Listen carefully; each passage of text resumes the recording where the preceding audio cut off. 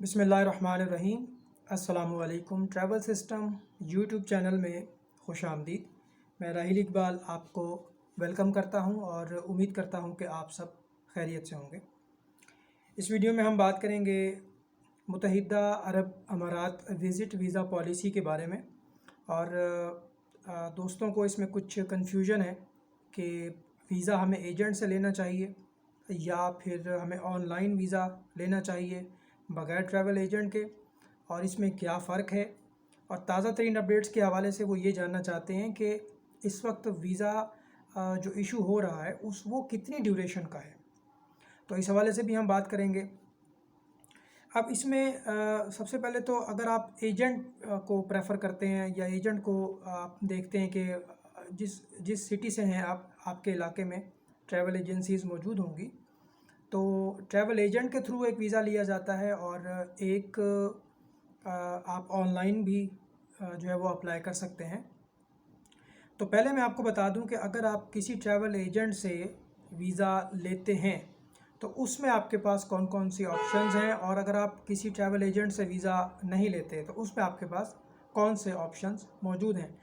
तो सबसे पहले हम बात करेंगे 1 मंथ विज़िट वीज़ा की, यानी अगर आप 1 महीने का विज़िट वीज़ा लेते हैं किसी भी ट्रैवल एजेंट से, तो उसका जो आजकल मार्केट में जो रेट उसका चल रहा है 23,000 से लेके 25,000 तक उसका रेट है, यानी तकरीबन 23,000 रुपये से लेके 25,000 रुपये तक ये 1 महीने का जो विज़िट वीज़ा है मुत्तहिदा अरब अमारात का, उसका रेट है अगर आप किसी ट्रैवल एजेंट से ये लेते हैं।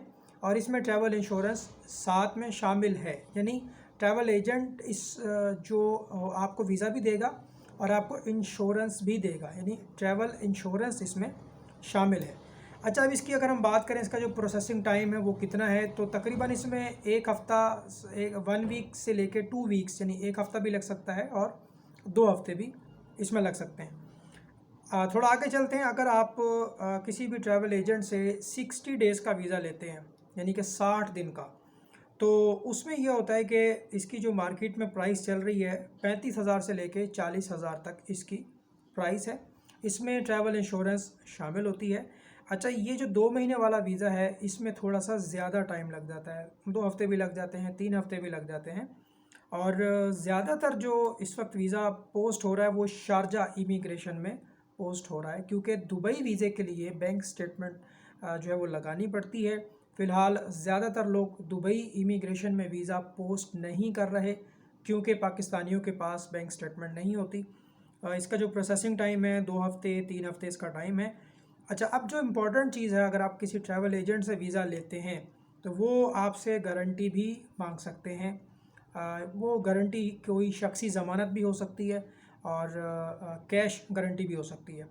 तो हमारे केस में हम अपने क्लाइंट से 6,000 दरहम के बराबर जो है वो पाकिस्तानी करेंसी लेते हैं बतौर एक गारंटी, क्योंकि अगर कोई बंदा वहाँ जाके स्किप हो जाए या छुप जाए, वापस ना आए, ओवरस्टे हो जाए, तो फिर कंपनी उस पर एब्सकॉन्डिंग फ़ाइल करती है जिसका ख़र्चा तकरीबन 6,000 दरहम है।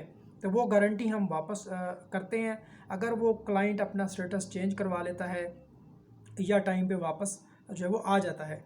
तो ये 6,000 दरहम तकरीबन अगर हम लगाएं तो पाकिस्तानी को 3.5 लाख रुपए ये बनते हैं। ये ट्रैवल एजेंट को अगर कोई शख्सी ज़मानत चाहिए, अगर वो आपको जानता है तो शायद वो आपसे ये ना ले, लेकिन शख्सी ज़मानत भी लेते हैं और कैश गारंटी भी लेते हैं। अच्छा, अब इसमें एक और इम्पॉर्टेंट चीज़ है, वो ये है कि 2 तरह के वीज़े हैं, एक जॉब सीकर वीज़ा है और एक नॉर्मल वीज़ा है जिसको टूरिस्ट वीज़ा कहते हैं। तो अभी जो कुछ न्यूज़ आ रही है वो न्यूज़ ये आ रही है कि अगर आपके पास जॉब सीकर वीज़ा है तो आपका इन साइट स्टेटस चेंज हो जाएगा, लेकिन अगर आपके पास सिंपल टूरिस्ट वीज़ा है, विज़िट वीज़ा है, और आप इस वक्त यूएई में हैं और कोई कंपनी आपको जॉब ऑफ़र करती है तो आपको अपने कंट्री जाना होगा, लाइक आपको पाकिस्तान आना होगा, फिर वो आपका वीज़ा जो है वो प्रिंट आउट होगा, एम्प्लॉयमेंट वीज़ा जिसको हम कहते हैं। उसके बाद पाकिस्तान से वीज़ा प्रोटेक्ट करवा के फिर आप ट्रैवल करेंगे और उसके बाद आपका वीज़ा स्टैम्प होगा यूएई में। पहले ये हो रहा था कि इनसाइड स्टेटस चेंज होता था, आपको एग्ज़िट करने की ज़रूरत नहीं थी, लेकिन मुमकिन है कि ये पुराना कानून दोबारा से बहाल कर दें।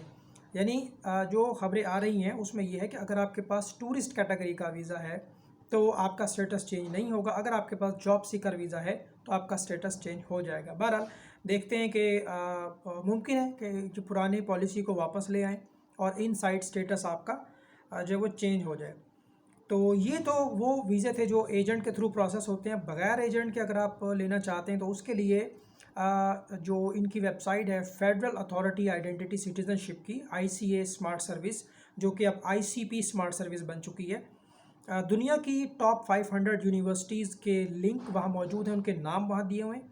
अगर आप एजुकेटेड हैं, क्वालिफाइड हैं, कम से कम 4 साल का ग्रेजुएट हो आपका, अगर 2 साल की ग्रेजुएशन है तो 2 साल का मास्टर्स भी होना चाहिए।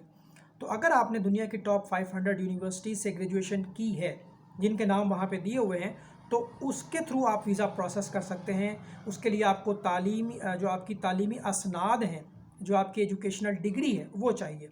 इसमें जो ऑप्शंस मौजूद हैं 60 डेज़ है, 90 डेज़ है, 120 डेज़ है। तो 3 ऑप्शंस इसमें अवेलेबल है। अगर आप किसी एजेंट के पास जाएंगे तो वो आपको या तो 1 महीने का वीज़ा देगा या फिर 2 महीने का वीज़ा देगा। लेकिन अगर आप ऑनलाइन अप्लाई करते हैं जॉब सीकर वीज़ा, तो जॉब सीकर वीज़ा जो है वो 1 महीने का नहीं है, बल्कि वो 60 दिन का है, 90 दिन का है और 120 दिन का है। अब इसकी जो फ़ीस है वो मैं आपको बता देता हूँ कि अगर आप जो है पढ़े लिखे हैं, ग्रेजुएट हैं, आपने दुनिया की टॉप 500 यूनिवर्सिटीज़ जिनके नाम वहाँ मौजूद हैं, आप वहाँ जाके देख सकते हैं।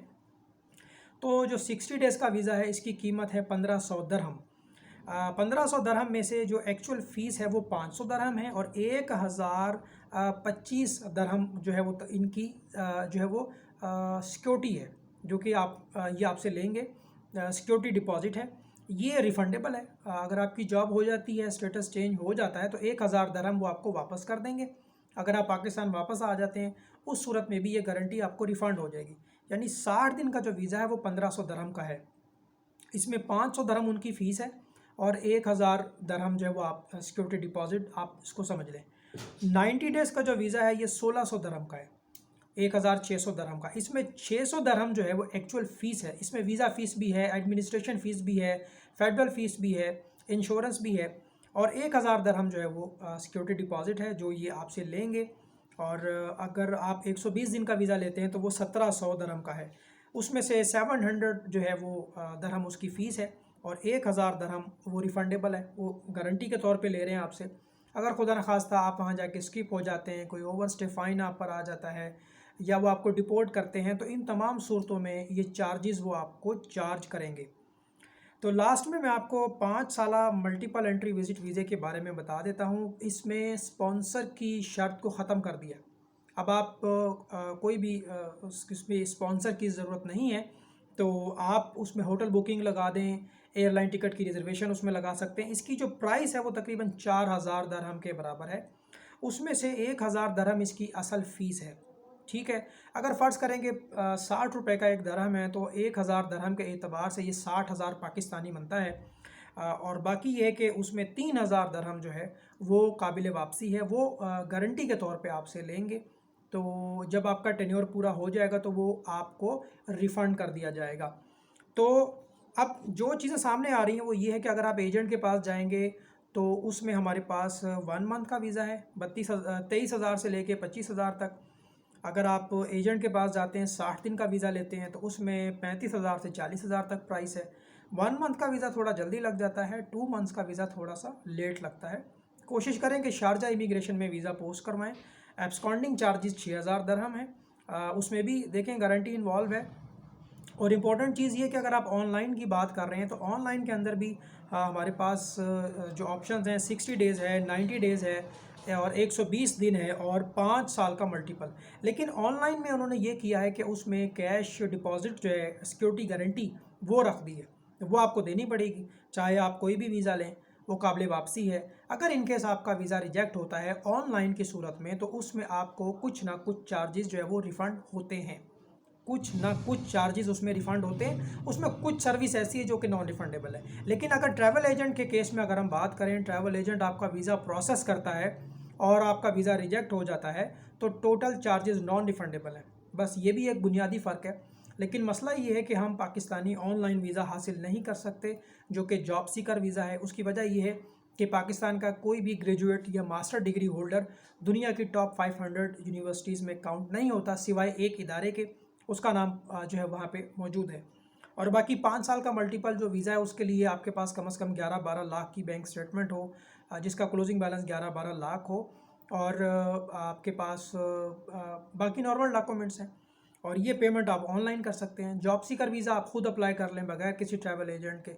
अगर आप किसी ट्रैवल एजेंट से प्रोसेस करवाएंगे तो हो सकता है कि वो अपना उसमें 100, 150, 200 दरहम अपनी सर्विस चार्ज करेगा। बाकी ट्रैवल इंश्योरेंस उसमें शामिल होती है। दुबई जाने के लिए आपके पास रिटर्न टिकट होनी चाहिए, वीज़ा ओके टू बोर्ड होना चाहिए, और शो मनी 5,000 दरहम होनी चाहिए। ठीक है जी। होटल बुकिंग करवा लें तो पोस्ट पेड बेहतर है, पेड करने की ज़रूरत नहीं है, पोस्ट पेड बुकिंग ले लें आप। 5,000 दरहम शो मनी। वैक्सीन कार्ड आपके पास होना चाहिए, फुली वैक्सीनेटेड हो आप। अगर आपको एक वैक्सीन लगी है तो आप एक बूस्टर एक और लगवा लें। अगर आपको 2 वैक्सीन लगी और 6 महीने से ज़्यादा टाइम गुजर चुका है तो एक सिंगल बूस्टर भी लगवाया जा सकता है। तो ये कुछ अपडेट्स थी यूएई के हवाले से। और कुछ दोस्तों ने सवाल किया था कि बैन सिटीज़ के बारे में बताएं। बैन सिटीज़ के भी वीज़े जो है वो निकल रहे हैं, एम्प्लॉयमेंट वीज़े भी और टूरिस्ट वीज़े भी, क्योंकि अभी ये जो नया प्रोग्राम आया है उसमें 90 दिन का वीज़ा उन्होंने क्लोज़ कर दिया है। जो एजेंट प्रोसेस करते थे वो क्लोज़ हो गया है, तो उसमें कुछ बैन सिटीज़ के वीज़े भी निकल रहे हैं। बहरहाल अगर वीज़ा नहीं निकलता, वीज़ा रिजेक्ट होता है, तो चार्जेस नॉन रिफंडेबल होते हैं। ये कुछ अपडेट थी। वीडियो को लाइक करके आप शेयर कर दें। अपना ख्याल रखें। Take care. अल्लाह हाफिज़।